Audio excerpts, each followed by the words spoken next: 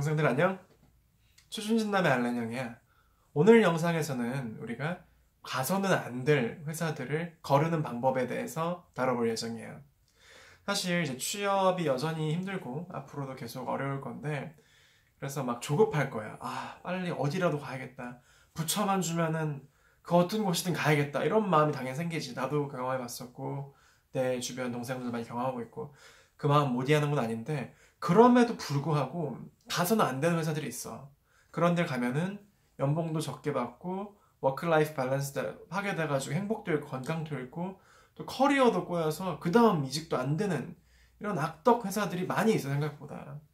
여기서 지금부터 내가 말하는 건 절대적인 기준도 아니고 이것만 바탕으로 나쁜 회사라고 만들어줬지만, 그래도 보통 안 좋은 회사들이 풍기는 공통적인 특징들을 지금부터 얘기해 줄 테니까 꼭 듣고 걸러서 좋은 회사에서 첫 직장 생활 시작했으면 좋겠어.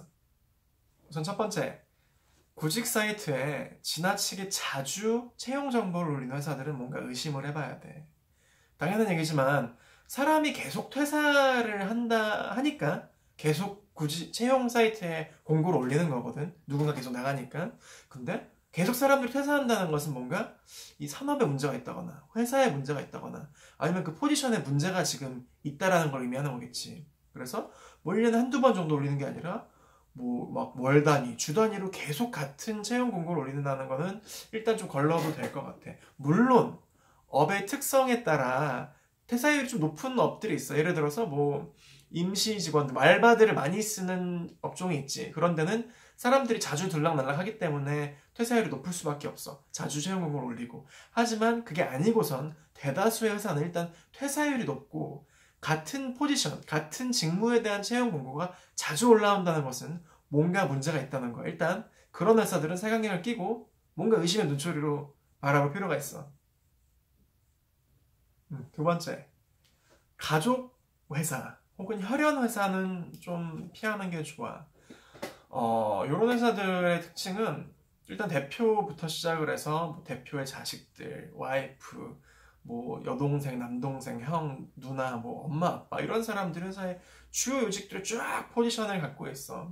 아주 가족 같은 경영을 하는데, 이런 회사들의 문제들은 뭐냐면, 일단 첫 번째, 주먹구구식으로 운영을 해. 주먹구구식이라는 건 어떤 시스템과 체계에 운영하는 게 아니라 가족 마음대로 회사에 명이 없는 거야. 두 번째, 뭔가 대단히 불투명해. 뭐 자금의 운용이라든가 어떤 일을 계획하고 집행하는데 과정 속에서의 투명함이나 이런 게 전혀 없고, 그렇기 때문에 회사가 잘 돌아갈 일은 없고, 직원들한테 되게 인색하다는 특징이 또 하나 있어. 가족들은 챙기지만 회사 돈을 가족 돈처럼 쓰지만 직원들의 급여, 복지, 뭐 보너스 이런 부분들에서 인색하다는 특징이 있어. 이런 데 가면 돈도 못 벌고 일도 제대로 못 벌어서 커리어로서 싸먹기도 힘드니까 일단 가족 같은 회사, 가족이 경영하는 회사에는 가지 않는 게 옳아. 이런 회사들을 분간하는 방법은 좀 약간 야매일 수 있는데 제법 일리 있다고 생각하는 건 뭐냐면은, 이런 회사일수록 가족이라는 단어를 되게 많이 강조해. 가족 같은 분위기 속에서 가족처럼 대하는 뭐 대표님, 이런 용어가 들어가 있으면 일단 기본적으로 나는 좀 의심하고 봐야 한다고 봐. 회사는 회사일 뿐이야. 가족은 집에서 우리 사랑하는 가족들하고만 보내도 괜찮아. 주변 가족들, 친구들. 가족을 굳이 회사에서 찾을 필요 없어. 회사는 내 실력대로 프로답게 일을 하고 보상받는 그런 조직이지, 가족 같은 분위기로 치환해서 여러 가지를 이룰 수가 있다는 점 꼭 명심했으면 좋겠어.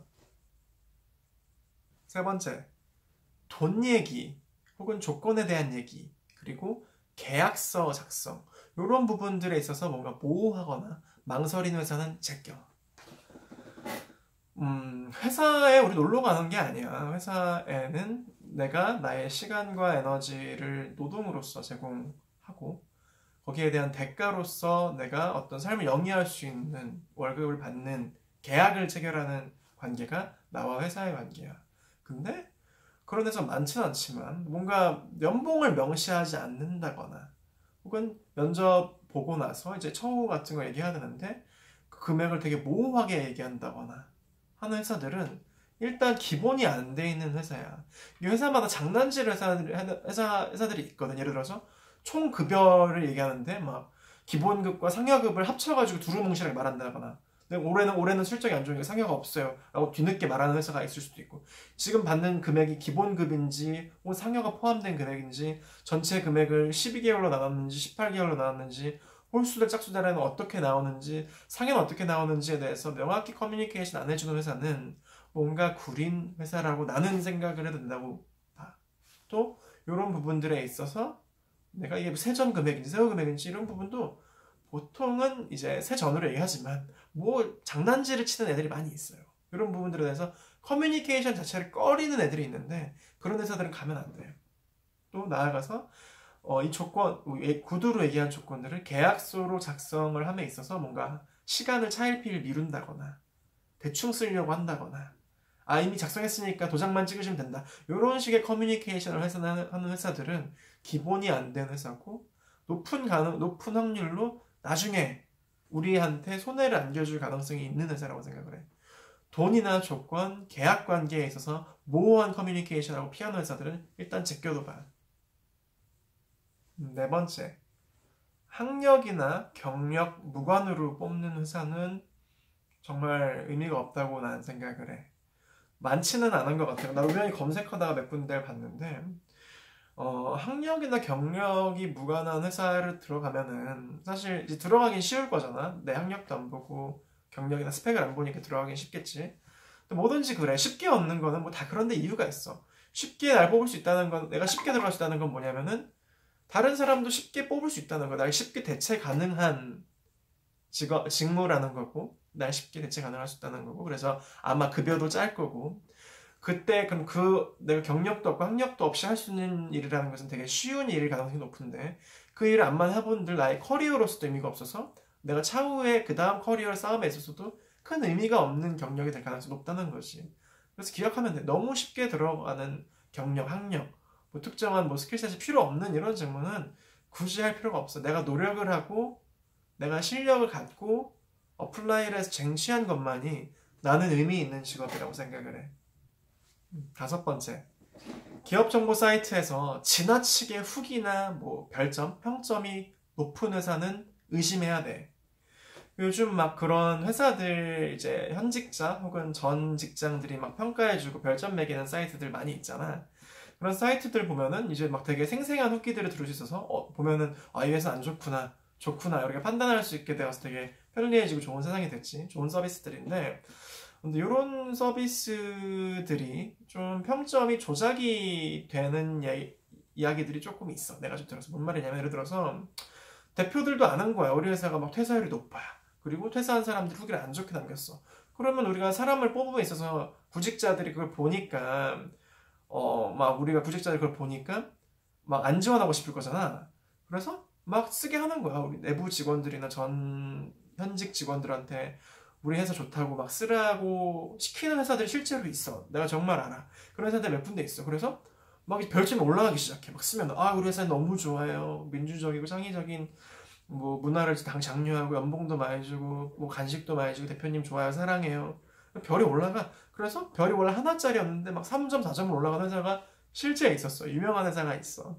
그래서 그런 걸 봄에 있어서 막 갑자기 막 안 좋은 후기가 있다가 이유가 없이 급작스럽게 올라간다거나, 아니면은 애초부터 그냥 처음부터 별점 5점 만점 5점밖에 안 돼 있다거나, 뭔가 상식적으로 내가 이 정도면 알 법도 한데 전혀 모르겠는 회사인데 너무나 평이 좋은 회사들은 한 번쯤 1차적으로 의심해 볼 필요가 있어. 물론 뭐 안 유명한 회사고 그럴지라도 평이 좋고 후기가 좋을 수도 있겠지. 근데 실제 그렇게 조작을 하는 경우도 있으니까 무조건적으로 후기와 별점을 맹신하지 말고 조금 뭔가 좀 지나치게 이게 좋은데 싶으면 한 번쯤은 의심해 보는 게 좋을 것 같아. 여섯 번째, 비상식적이고 무례한 회사는 그냥 안 가는 게 난 맞다고 생각을 해. 뭐 예를 들어서 뭐냐면은, 지금 내가 2019년인데 아직까지도 막 뭐 진짜 말도 안 되는, 예를 들어서 뭔가 이제 남녀 차별적인 뭐 비하 발언을 하는 질문을 한다거나, 뭔가 아니면은 뭐 개인적인 신상에 대해서 디스를 하는 식의 질문을 한다거나, 아니면 꼰대처럼 뭐 우리 회사 입사하면은 뭐 내가 시키는 대로 다 할 수 있어? 너 뭐 24시간 대기하면서 언제든 전화 받고 일할 수 있어? 이런 식의 뭔가 쌍팔년도식의 군대식 같은 뭔가 맹목적인 충성심과 마초적인 문화의 기운이 느껴지는 회사라면은 거릴 필요가 있어. 왜냐면은 면접관들이 처음 보는 구직자들을 처음 보는 자리인 면접장에서 면접관들이 그렇게 무례하고 몰상식한 행동을 한다는 것은 대표나 기업 문화 전체적으로 비정상적이고 몰상식한 문화가 지배하고 있는 회사일 가능성이 높아. 그런 데는 들어가 봤자 나만 괴롭고 힘들고 어느 순간 나도 그들과 같은 이상한 인격적으로 괴물이 되어 있는 나를 발견할 수가 있어. 그래서 애초에 그런데 비상식적이고 몰상식적이고 무례한 행동들을 뭔가 면접 과정 속에서 보여주는 회사는 굳이 아쉬워할 필요가 없어. 오늘 영상을 통해서 우리가 가서는 안 될 회사들이 어떤 특징들을 보이고 있는지 거르는 방법에 대해서 같이 봤는데 우리 동생들이 영상 보고 꼭 그런 안 좋은 회사들은 제껴버리고 좋은 회사들로만 지원하고 합격했으면 좋겠어. 오늘 영상 도움 많이 되었으면 좋아요와 구독 꼭 부탁하고 또 기타 궁금한 거나 질문할 게 더 있으면 우리 영상 밑에 리플 달아주면 나나 찰스 양이 확인해보고 답변해주고 또 좋은 영상 만들어서 찾아가도록 할게. 그러면 우리 동생들 다 취직하는 그날까지 동생들도 형도 화이팅! 안녕!